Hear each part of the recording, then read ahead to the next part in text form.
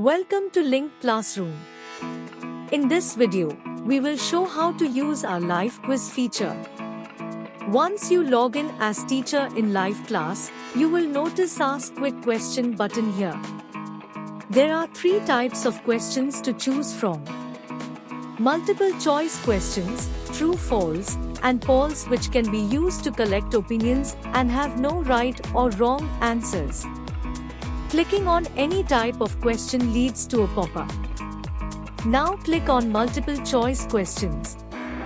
Enter your question and answer options. Choose the correct option. You can save it as a draft or publish it. After publishing it, you can see the response of students in real time. Click End. Publish the result to the student if needed. You can retake the quiz with or without making changes to the question. Click on the Result button to see student-wise analytics.